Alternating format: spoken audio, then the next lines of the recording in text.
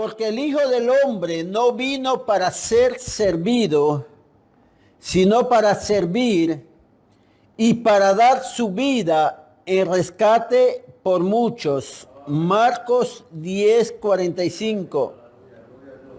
Mateo escribió a los judíos y presenta a Jesús como rey.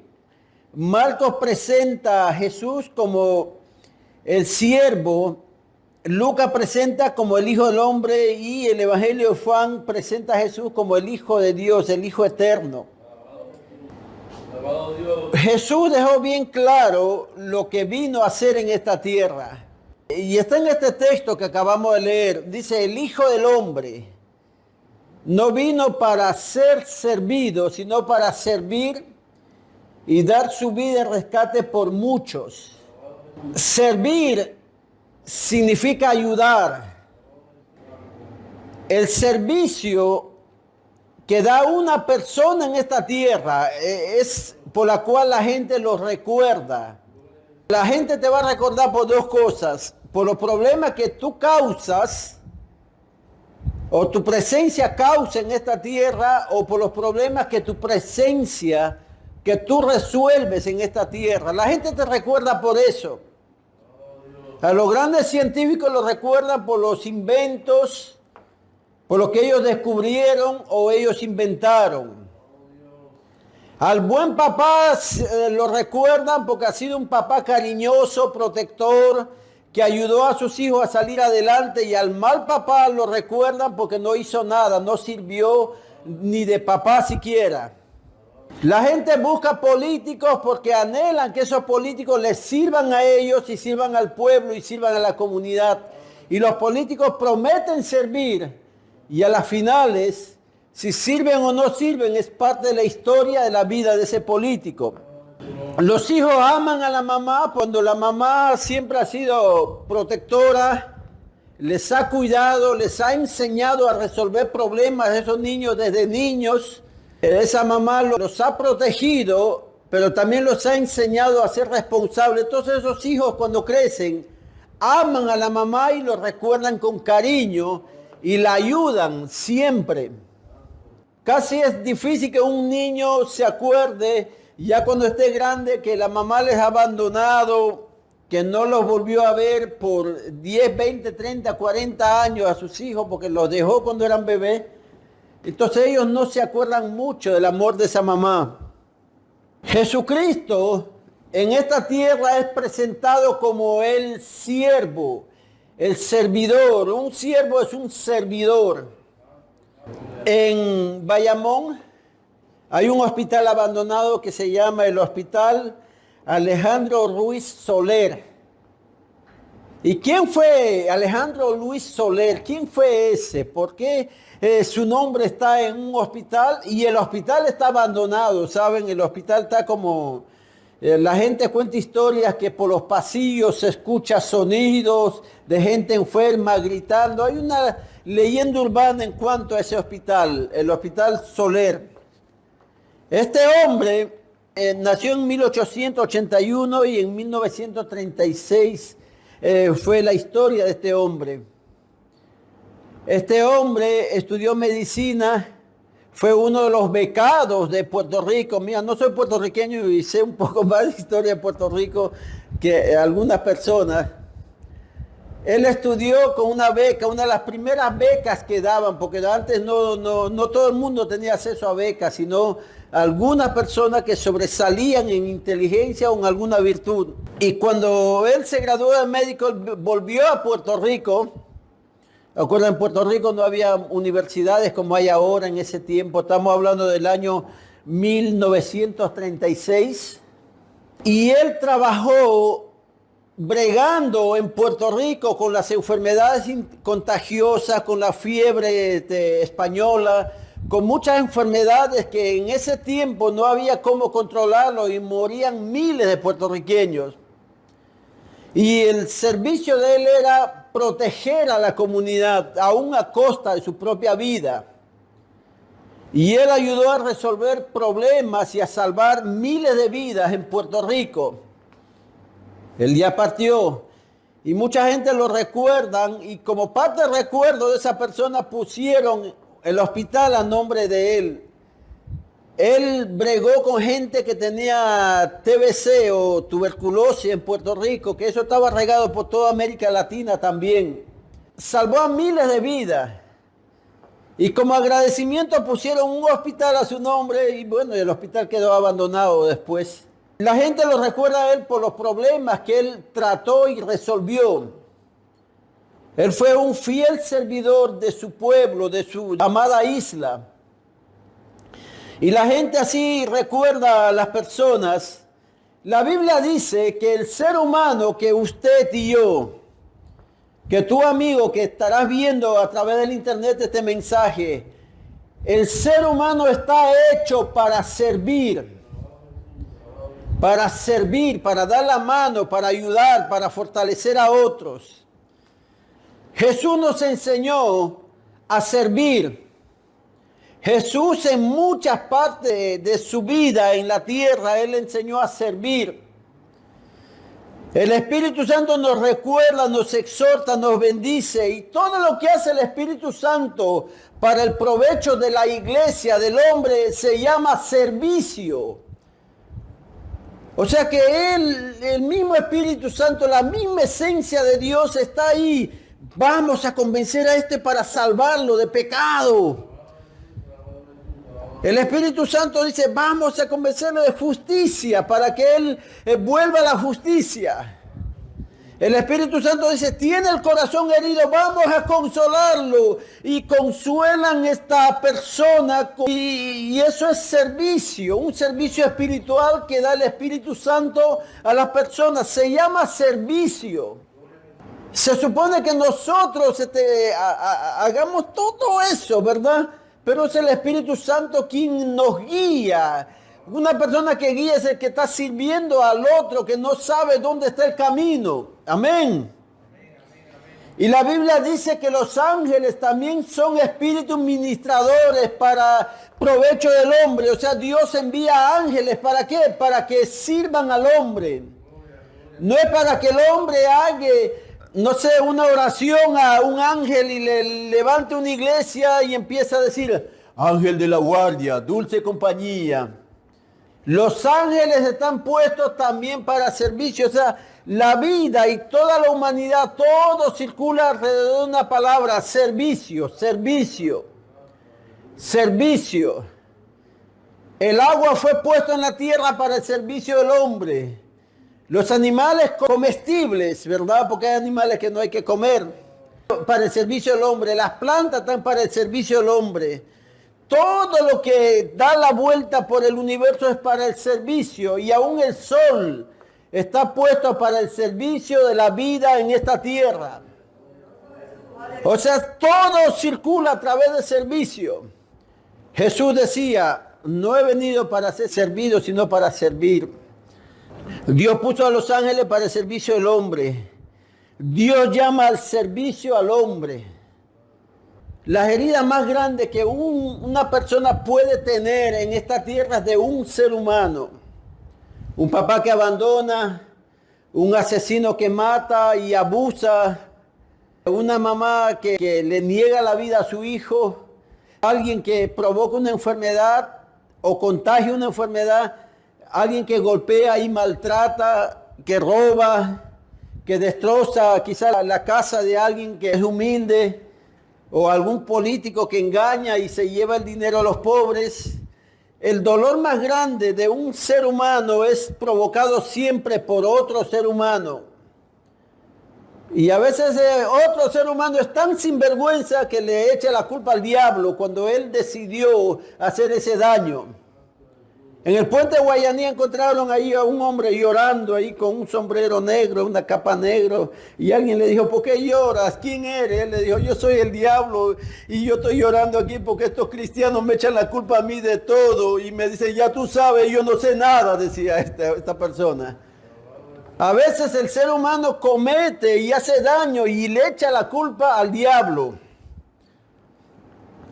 Las heridas más grandes a un ser humano lo provoca otro ser humano, pero el consuelo más grande de ese ser humano también es que venga otro tercer ser humano y cura esas heridas y restaura y anima y ora y le da un abrazo y le dice, eso no es nada, te vamos a ayudar a levantar este problema de nuevo, vamos a ayudar a solucionar esto, vamos a ayudar a arreglar tu casa, vamos a ayudarte a que tus hijos estudien, vamos a ayudarte para que tus hijos estén más protegidos. Otro ser humano trae el consuelo porque es usado por Dios para bendecir.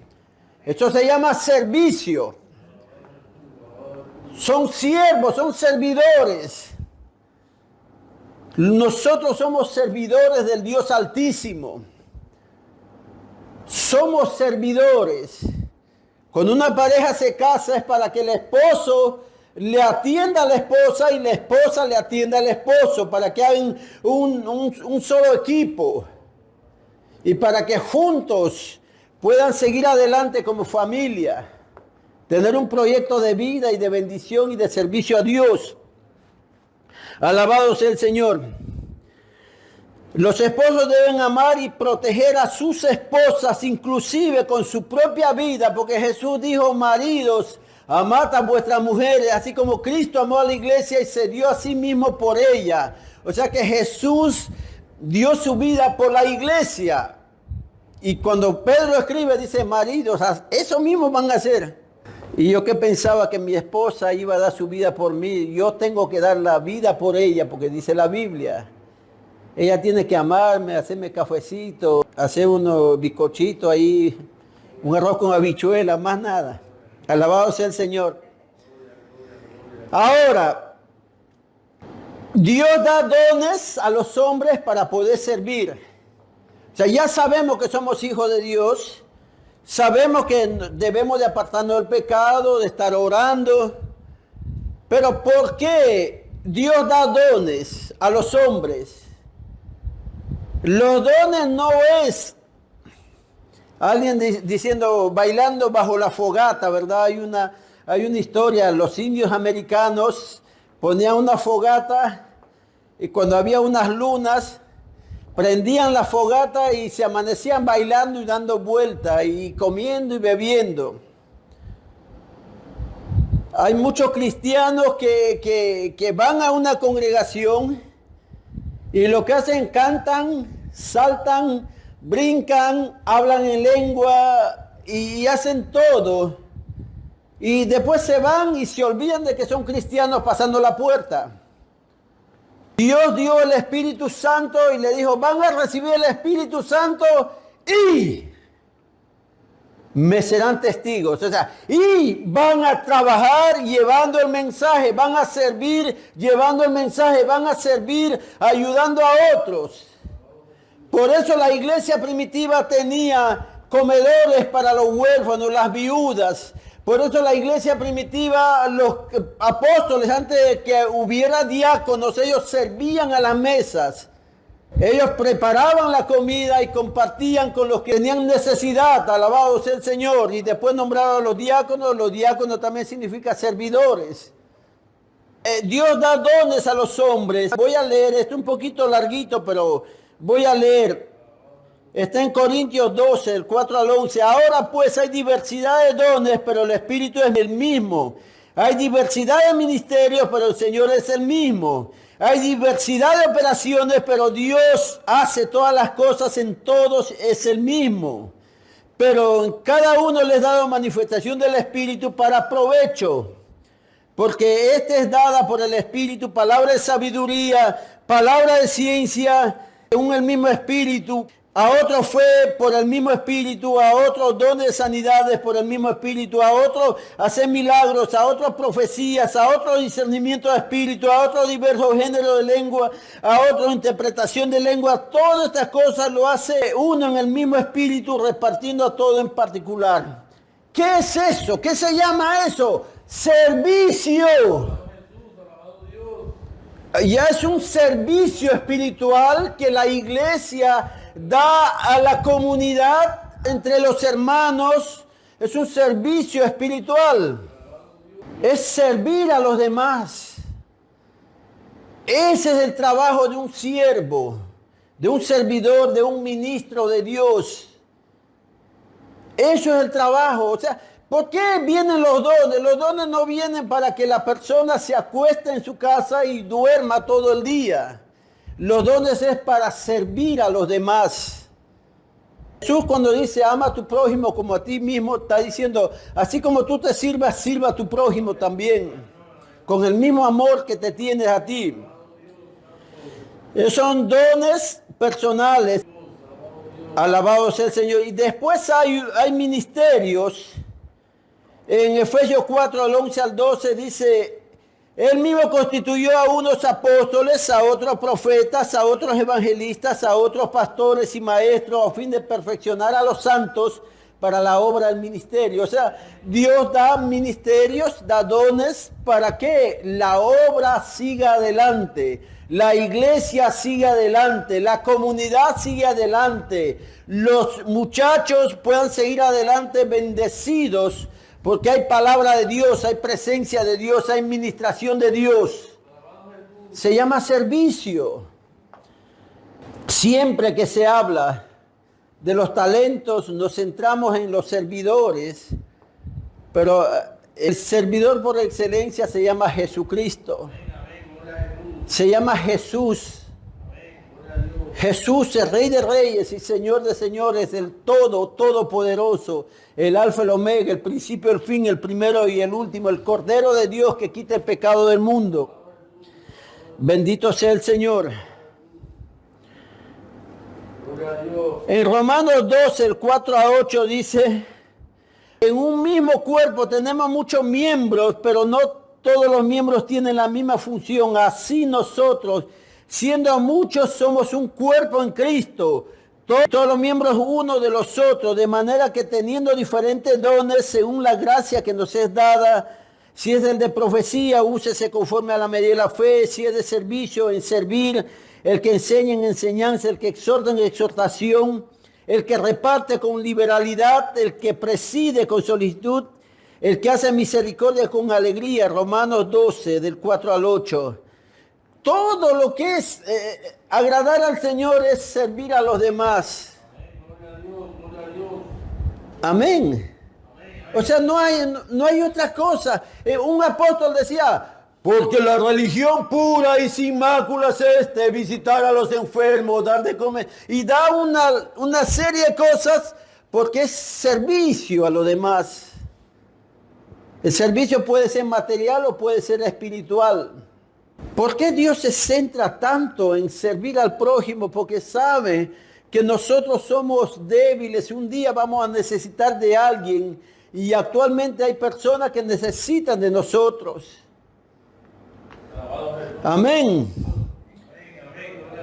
Hay muchas personas que no quieren servir por algunas razones. Uno, porque no quieren comprometerse. Una persona que no quiere comprometerse porque ya tiene un compromiso aparte. Ya tiene un compromiso trazado, quizás para no hacer nada, o servir en otro sitio, o hacer en otro sitio otras cosas. Si son buenas o malas, no lo sé. Hay personas que no sirven a Dios por falta de disposición, o sea, no quieren estar dispuestos. Hay personas que no sirven a Dios por el desconocimiento de la palabra del Señor. Hay personas que no conocen al Señor, entonces ¿cómo van a servir a alguien que no conocen? Hay otros que no sirven al Señor porque se sienten incompetentes, o sea, se sienten mal y dicen, no, si yo no sé predicar, ¿cómo voy a predicar? Yo no sé enseñar, ¿cómo voy a enseñar? Yo no sé orar, ¿cómo voy a orar? Yo no sé cantar, ¿cómo voy a cantar? Nadie de los que ha hecho todas estas cosas nació sabiendo. De hecho, casi todos los predicadores, casi todos cometieron errores, se equivocaron. Se equivocaron muchos, de los que empezaron, se equivocaron, pero fueron aprendiendo poco a poco. Es como que alguien empieza un negocio y primero se equivoca, se va en quiebra, intenta con otro negocio, se va en quiebra, intenta de nuevo y así van perfeccionando. En la vida espiritual es lo mismo. El que empezó una buena obra lo perfeccionará hasta el día de Jesucristo. Alabado sea el Señor. Algunos no sirven al Señor porque tienen sentimiento de culpa. Dice, ¿cómo yo voy a orar si yo soy malo? Pero ya Dios te perdonó, es que soy malo. Pero Dios ya restauró tu vida. No, es que hace 10 años yo falté respeto a mi mamá y soy malo. A veces el sentimiento de culpa te impide a que tú sirvas al Señor. Le voy a dar un ejemplo. Había una persona que no quería orar por los enfermos porque decía, y si no se sana voy a fracasar, voy a hacer un fracaso completo. Me va a dar vergüenza. Y no se atrevía a orar. Y había una persona que oraba, no importa si se sanaban o no, decía, no, ese es asunto entre Dios y el enfermo. Mi pastor, cuando iba a predicar a las iglesias, iba y le acompañaba una hermana ancianita que se llamaba Martita. Martita era una hermanita bajita, tenía poca educación Martita, pero tenía mucho fervor y deseo de servir al Señor. Entonces cuando el pastor decía, pasen todos los enfermos a orar. Y pasaban hermanas y hermanos. Y el pastor oraba por los varones. Y Martita oraba por las damas. Entonces a veces la hermana decía, me duele el estómago. Entonces Martita, pon tu mano sobre el estómago de la hermanita y Martita ora por ella. Y a veces había hermanas que tenían a veces unos quistes en la parte del pecho. Martita, pon tu mano en esa hermanita y ora por ella. Y Dios se manifestaba, entonces el pastor no ponía la mano sobre la cabeza de Martita y Martita ponía la mano sobre la parte afectada de la dama y oraban y Dios hacía milagros. Y un día en una campaña el pastor dijo, Martita, ¿tú puedes orar por ese hermano? Sí, Martita se fue corriendo y puso la mano sobre la barriga del hermano y empezó a decir Martita, dolor de útero, dolor de ovario, fuera, empezó a orar de esa manera. Y le decía, Martita, él es un varón. Ah, no, pastor, tú me enseñaste a orar por puras mujeres nomás. Así que yo oro por mujeres nomás. Hay personas que jamás van a ver un milagro porque no se atreven a orar por ese milagro. Jamás van a ver cómo Dios sana a una persona enferma porque tienen miedo a fracasar y dicen, si no lo sana, el que va a pasar vergüenza soy yo. No es así. Personas que no le sirven al Señor por temor al fracaso. Otros no oran por falta de amor. Una hermana que el esposo le dejó con muchachos. Esa hermana siempre estaba llorando y triste. Y un día el pastor le dice, voy a hacer algo. ¿Tú puedes orar por tu esposo? No puedo. Ora por tu esposo. No, me dejó. Ora por tu esposo. Y el pastor le convenció y ella pasó al frente, dobló rodillas, levantó la mano y empezó a decir, Señor, yo te pido por mi esposo, Señor. El padre de mis 5 hijos maravillosos, lindos, los niños. Y yo te pido, Señor, él me abandonó, te pido que lo mate, Señor, que le cause un accidente. Y empezó, o sea, algunos no se atreven porque les falta amor. Le dicen, no es así, dile que Dios lo perdona. Entonces muchos no oran porque dicen, ¿para qué voy a orar por ese muchacho que está en la calle y después va a volver a su casa y le va a hacer daño? No. Y algunos no oran, no claman a Dios porque les falta amor. No entienden lo poderoso que es el perdón. Lo poderoso que es el Espíritu Santo restaurando vidas. Algunos no oran porque quieren compararse con los demás. Yo voy a orar por él. No, no, no, no, no, no, no. Yo tengo que orar por problemas bien grandes, por problemas pequeños no. Y se comparan como unos televangelistas poderosos y dicen, no, no, yo no voy a orar por boberías. Otros no le sirven al Señor porque sencillamente quieren seguir viviendo su misma vida rutinaria de pecado. He conocido personas que dicen, no, yo voy a ir a la iglesia. Una hermanita me dijo, cuando mi nena cumple 15 años y yo le haga los quinceañeros a mi nena, a lo grande como debe ser, porque es mi nena, es mi princesa. Y después que le haga el 15 años a mi nena, yo voy a la iglesia y voy a servir al señor pastor. A los 13 años esta muchachita salió embarazada. A los 15 ya tenía 2 bebés. Y yo le dije, hermanita, ¿vas a hacerle 15 años? Ya no, pastor, ya tiene marido ya. Yo pensé que iba a estar sola a esa edad y sin novio, sin nada. Si hubieras empezado a ir a la iglesia esos 2 añitos, tu nena se hubiera encontrado en una comunidad que están orando, le están animando. Los jóvenes que están en la iglesia, algunos tienen 20, 25 años. Y los que han formado familia, pues se han formado familia dentro de la iglesia, se han casado y están viviendo juntos. Tu nena ahora, porque tú no quisiste ir a la iglesia y tener a tu nena ahí en casa y llevándola a tus reuniones con tus amigas. Tú no quisiste, entonces tú ataste a tu hija a un sistema de vida liberal, libertino. Tu nena se consigue un novio ahí, hijo de una de tus amigas. Y a veces termina fracasando. Servir a Dios es servir al prójimo. Y servir al prójimo nos trae bendiciones. Vamos a nombrar algunas bendiciones. Nos trae paz. Nos trae paz. A veces cuando extendemos la mano y damos unos 5 pesitos o un pesito a alguien que nos pide por la ventanilla y nos engañan, a veces nos dicen, no, es que no tengo que comer. Y los ojitos lo hacen así como las imágenes, ¿verdad? Miran arriba y hacen así. Como que le va a dar epilepsia dentro de un momentito. Tú les tiendes un peso y a veces dice, yo no sé si lo gasten en lo que sea, pero estoy tranquilo porque traté de ayudarle.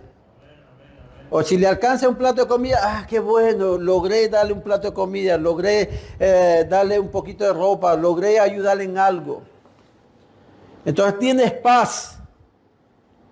Cuando tú ayudas a los demás, sabes que Dios te va a proveer, porque Dios da al dador alegre. Eso no solamente significa en la iglesia cuando tú apoyas económicamente, sino también cuando tú apoyas al huérfano, al viudo, a la persona que necesita. Amén.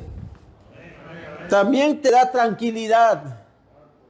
Siempre tienes tranquilidad. Las personas que ayudan siempre tienen tranquilidad. Un pastor se fue a vivir en un sitio que hay 4 puntos de droga. Y a veces los muchachos caminaban para llegar al punto de droga, a veces sin zapato. Ese pastor compró sandalias, compró tenis, y cuando lo veía sin zapatos, más o menos sabía qué size de calzado tenían. Y él a propósito, al tenis nuevo, lo manchaba con pintura a alguna parte. Y cuando pasaba le dice, mira, aquí tengo un par de tenis, te puede servir. Y lo ve, el muchacho ve que es nuevo. Le dice, solo que se me cayó un poquito de pintura ahí acostadito. Y le daba el tenis y él ya no estaba caminando descalzo, sino con tenis, le daba una par de medias también. Y él como estaba manchando podía vender el tenis. Así que tenía que usarlo hasta que se revienten sus pies. Tenían que operarle los pies para poder sacarlo, porque ellos se ponen y no se quitan. Y empezó así a ayudar. Veía a alguien que estaba así de hambre, le decía, mira, yo tengo dulce, a ellos les gustan dulce por el vicio. Y él empezó a ayudar a esa persona que iban a consumir. No decía nada, los que controlaban el punto de droga, no lo decía nada y ellos sabían que ellos le ayudaban. Y lo que sucede después de un tiempo, empezaron a robar por toda esa comunidad, pero a él no lo tocaban. No lo tocaban sencillamente porque ayudaba. Entonces, cuando tenían problemas ya tan grandes, estas personas adictas, le buscaban a él y él trataba de referirlo y ayudarlos de otra manera. Cuando uno ayuda, uno sirve, uno bendice, siempre vas a estar protegido, inclusive por las personas que te deberían hacer daño, te protegen. Alabado sea el Señor. Cuando tú ayudas, la Biblia dice que no hay justo desamparado ni descendencia que mendigue pan. Tienes asegurado bendición para tu vida. Y los que ayudan, los que dan la mano a otro, esto es lo más hermoso. El Señor está así. El día que cruzamos el río de la muerte, el Señor va a decir, ven siervo fiel, entra al gozo de tu Señor. ¡Rápido! Rápido. Hay bendición de servir. Hay bendición de servir. El servicio más grande que hace la iglesia en esta tierra es anunciar a Jesucristo como Señor y Salvador. El milagro más grande que hace Dios a través de ese servicio es la conversión de las almas y el perdón de pecados.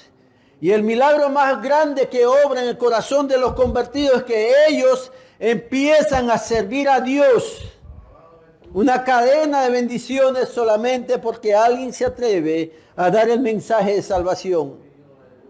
Alguien se atreve a perdonar y a enseñar del perdón. Alguien es sanado por el poder de Dios, quizás tiene una enfermedad terriblemente maligna, pero es sanado por el poder de Dios. Esa persona puede animar a los que tienen la misma enfermedad y decir, tranquila, tranquilo, yo pasé todo esto porque Dios me ayudó y vamos a orar para que Dios te ayude también a ti. Alabado sea el nombre del Señor. Le animo. Yo sé que aquí estamos sirviendo al Señor. Tú que estás viendo a través del internet, te quiero hacer unas preguntas para terminar. ¿Le has preguntado al Señor qué hacer con tu vida? Los años pasan rápido. Alguien dijo que la vida se vive por pisos. Primer piso, 10 años. Segundo piso, 20 años. Tercer piso, cuarto año. Y así, hasta llegamos hasta el piso 7 o 8. Algunos llegan al 6. ¿En qué piso de tu vida estás? ¿Te has preguntado alguna vez cómo hacer la obra de Dios? Te doy una respuesta. Servir a tu prójimo es servir a Dios.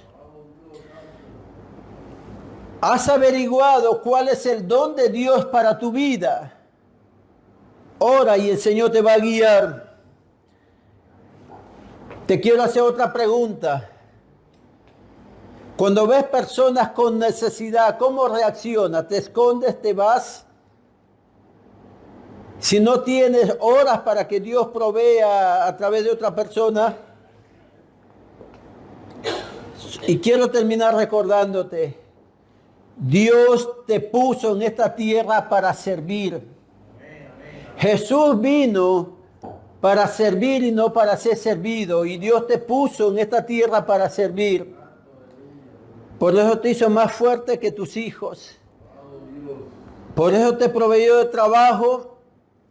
Por eso te proveyó una familia, un hogar donde descansar. Adelante, sírvalo al Señor con todo tu corazón. Dios te bendiga.